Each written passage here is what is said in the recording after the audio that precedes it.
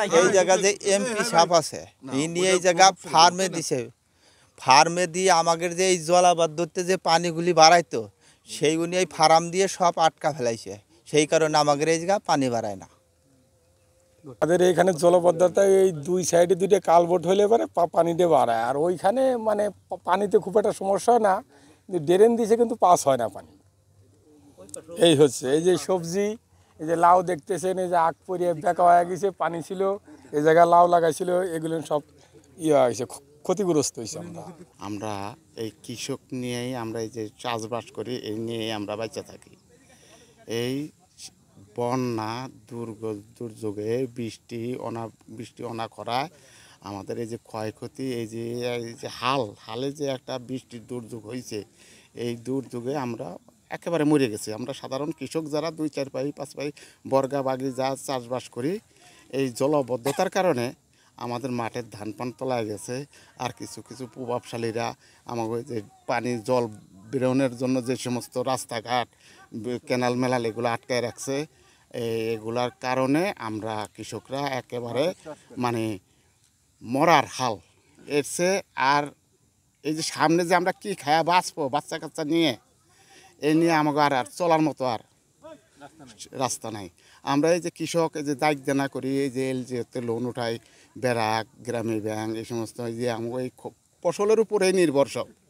কিন্তু সেগুলো যদি আমাকে সব ধ্বংস হয়ে যায় তাহলে আমরা কৃষক বাঁচবো কী করে?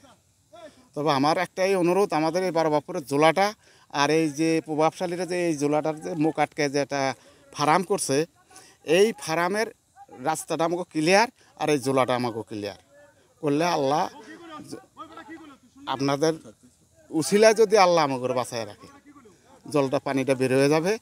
এগুলো আমার কথা শেষ করছি। রাস্তাটা পাকা হলে পরে আমাদের খুবই উপকার হয়। এখান দিয়ে যাতায়াতটা খুবই কষ্টকর, এখান দিয়ে ফসল নিয়ে যাতে যাইতে পারে, কদু লাউ ভ্যানটা এগুলো আসতে আর কি সমস্যা হয়। অটো রিক্সা এখান দিয়ে আসতে গেলে পরে অনেক ক্ষতিগ্রস্ত, মানে কি আপনার অনেক হয়, আপনার সমস্যা হয় আর কি, সেটা বলতেছি।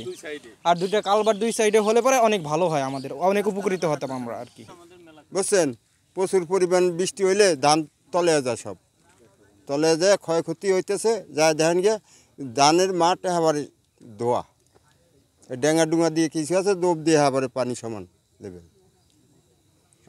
হ্যাঁ তলে গেছে। এখন পানিটা বেরোতে পারলেই ওই পদ্মবিল বেঁচে যায়। বছরের ভিতরে 3 মাস 4 মাস পানি জলাবদ্ধতা বেঁধে থাকে। তো সরকারের কাছে আমাদের একটা অনুরোধ, যাতে এই জলাবদ্ধতা যদি না থাকে সেই দিক দৃষ্টি আকর্ষণ করে আমাদের একটা যে কোনো একটা কাজ করে দেওয়ার জন্য অনুরোধ জানাচ্ছি সরকারের কাছে। উপস্থিত হয়েছি আমাদের আজকে সমস্ত কৃষকরাই তো আজকে দরিদ্র। আজকে দরিদ্র কৃষকরা যদি আমাদের দেশে যে কোনো কিছু তারাই উৎপাদন করে, তারাই আবাদ করে, তারাই চাষবাস করে, আমরা তাদের পাশে থাকি। অথচ দেখা যাচ্ছে যে এই প্রতিনিয়ত যে খরা, তারপরে অতিবৃষ্টি, এইভাবে দুর্যোগ, বন্যা এইভাবে যে রয়েছে, এতে করে আমাদের কৃষকরা কঠিনভাবে ক্ষতিগ্রস্ত হচ্ছে। এতে জলাবদ্ধতার পরিমাণটা এখন খরার পরে এখন জলাবদ্ধতা এসে গেছে। তার কারণ এই জলাবদ্ধতার কারণে আমাদের কৃষকরা যে সমস্ত ধান করা ছিল সেই ধানগুলো ডুবে গেছে।